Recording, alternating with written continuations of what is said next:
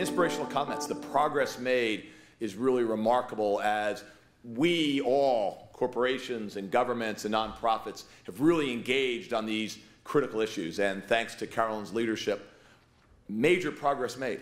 A reduction of half the preventable deaths, but still more to go over the next few years. But thanks again to Carolyn for those comments. And even if your group doesn't work with Save the Children, some of the basic principles here can work with any of the nonprofits that you might engage and work with. One of the other key areas that we really look and we hear from so many companies about engaging is how do you engage your employees, especially these millennials. And with 4 daughters in their 20s, I can assure you that millennials are already my boss. But how do we engage these employees? And one of the things we're learning a lot from our CECP survey and our other work is how do we kind of really make that business case? And to provide some of the highlights from our survey and how to make the business case, I'm delighted to introduce one of our newest parts of CECP, but been here for about a year, joined last year during this break, was a Whitehead intern and has done a great job, led record numbers of submissions to this year's survey. And thanks to all those companies who have completed that for many years. There's a great list out there. Anybody here who did not do the survey? All right, let's make sure that doesn't happen. Let's keep that going now. So we do need to have everybody in on that. That gives us the great data. I know there's a few of you out there. But ladies and gentlemen, Ginny Zhang, who will help us provide a business case for employee engagement. Thank you. Good morning. As Daryl mentioned, my name is Ginny Zhang, and I am part of the Evaluation and Data Insights team. I'm so excited to be here because yesterday this group heard from my colleague Carmen Perez speak about how the world's largest companies are supporting and directing their corporate societal investments. We heard also a range of activities in which companies can make the business case for them as well. And today is an opportunity to go into a deeper dive on what we call the employee factor. We've heard from CEOs and from leading companies, especially those who were here last year, tell us that employees are the most important stakeholder group influencing community investment decisions.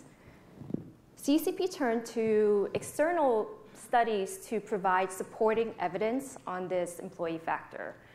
I will be sharing 3 of them with you today in this brief presentation. And the first one is a Gallup study on employee engagement called Q12, where they track 12 different metrics. And one of them is a question that they track asking employees whether they feel the mission or the purpose of their company makes them feel their job is important. And we saw that when we compared businesses at the top with the highest number of engaged employees versus businesses at the bottom, there was an 18% difference in productivity. And when we talk about this 18% in productivity, this includes financial growth. So at a high level, this Gallup study shows and makes the business case for engaging your employees. We know that employee engagement is a key strategic area for everyone in this room, and that's why you are here. I will be sharing 3 topics with findings from our latest Giving in Numbers survey, and these are all focusing on the employee factor. First is employee size, second is volunteerism, and third is matching gifts with a spotlight on international employees. And I should also note, feel free to follow along. All of the slides are available in your summit binders. So let's start with employee size.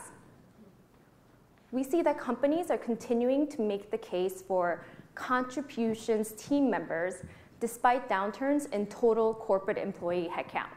So let's take a look at this first image here. Companies who decreased their total employee size from 2012 to 2014, we saw there were 57 companies. 65% of them still maintained or increased the size of their contributions team. And what is a contributions team? CECP defines that as a full-time equivalent who oversees, manages, or directly administers a corporate giving program, a corporate foundation, or an employee giving program. And then you see here in this middle image that companies who increased their total headcount, so this is the total employee count between 2012 to 2014, these 49 companies, understandably, increase or maintain the size of their contributions team. So what does this mean? And to make that simpler, regardless of whether companies grew or shrank, contributions teams stay strong amongst companies. Now, moving from employee size to employee action, let's take a look at volunteerism. A University of Georgia study said volunteering is linked to job performance through increased meaningfulness. Specifically, it stated mutual benefits for an individual who volunteers on his or her jobs and vice versa. Again, a second study that makes the business case for engaging your employees. This is a slide that you would have seen yesterday, and you will also see in your binders. We see that according to CECP data, companies are measuring social results more than business results. So what does this have to do with volunteering? Well, if you look here, out of 10 companies, we see that 7 of them are not measuring the business value of volunteering.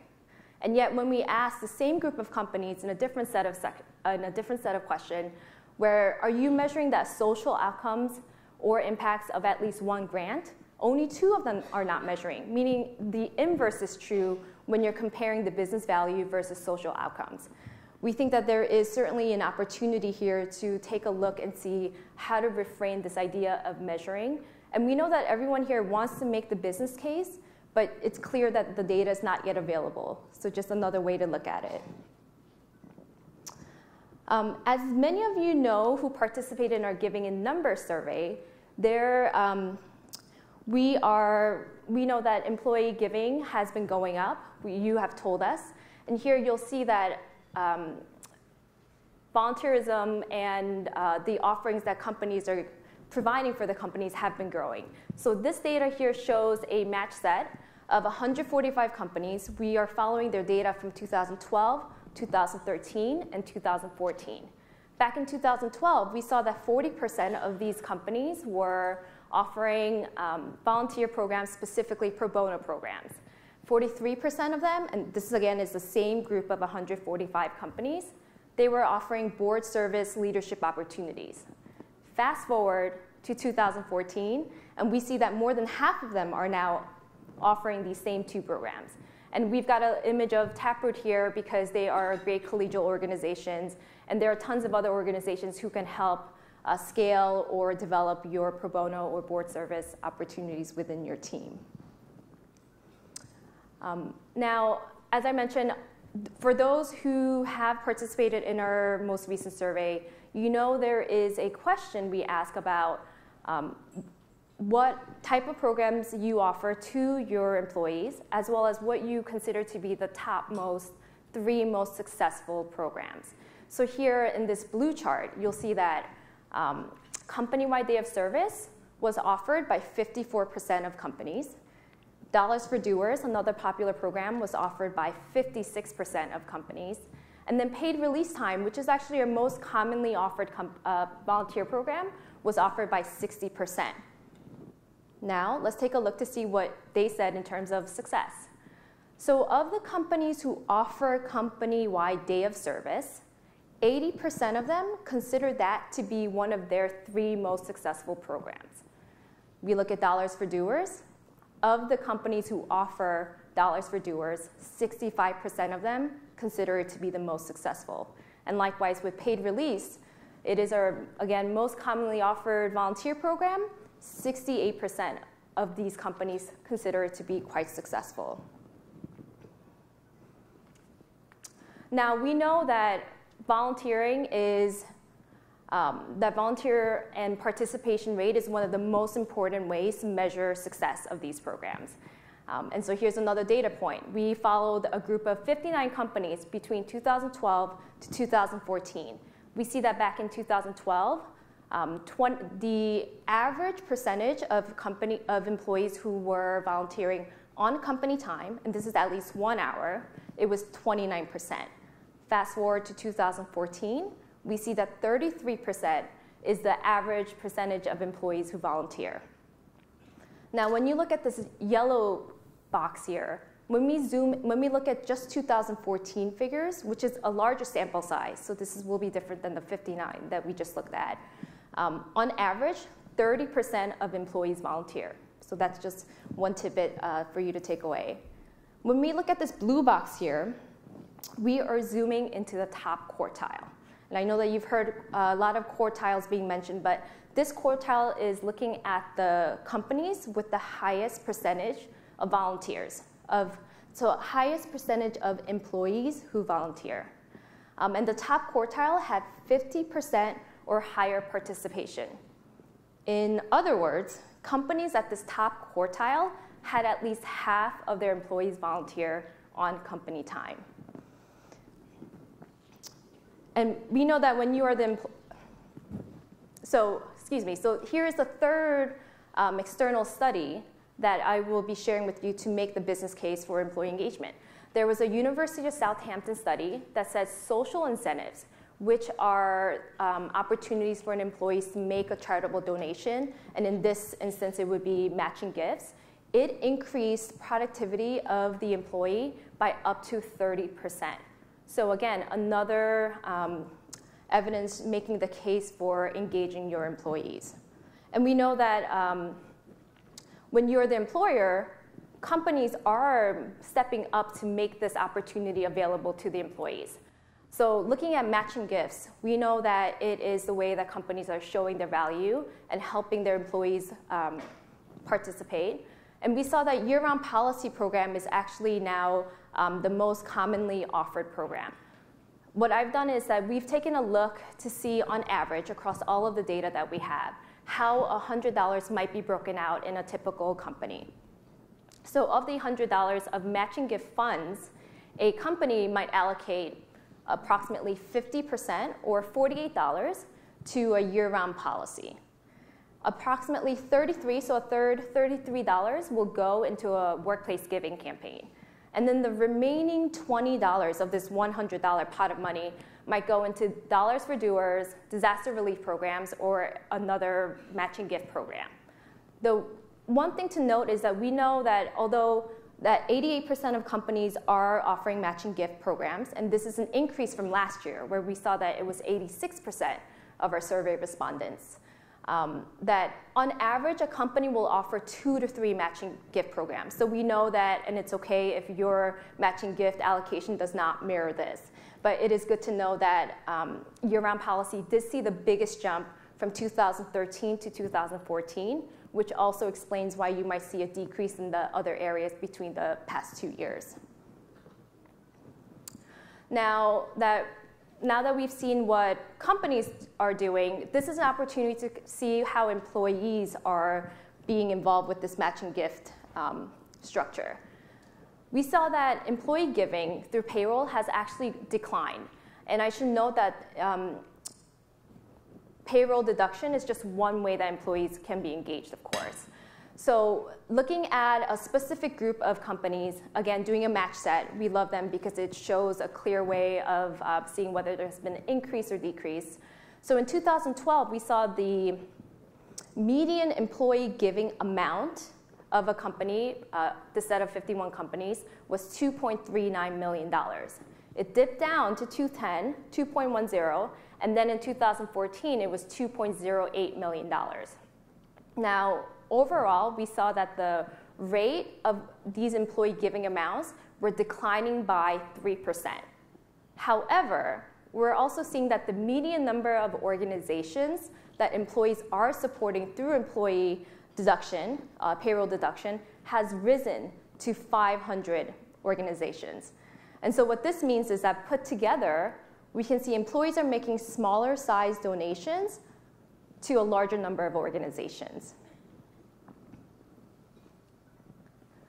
Now, this is an opportunity to also take a look at the structure of matching gifts because we know that this is important in understanding holistically how matching gifts play into budgets. What we've done is divided companies based on their budget structure. So if you look on this blue circle on the lower left-hand corner, you'll see that 76 companies fund their matching gifts only through their corporate budget. And we see that the median total matching gift budget is $0.99 million, so slightly under $1 million. When you look at this middle circle, you'll see that of the 86 companies who fund their matching gifts only through their foundation, their median budget was $1.67 million. And then you look at this orange and yellow circle on the right-hand side, 34 companies have a hybrid. So they have a budget structure that is funding their matching gifts program both through their foundation as well as their corporation budget. And then we see that the median budget is $2.86 million, which is over 2.5 times the size of that first budget of companies who fund only through their corporate budget.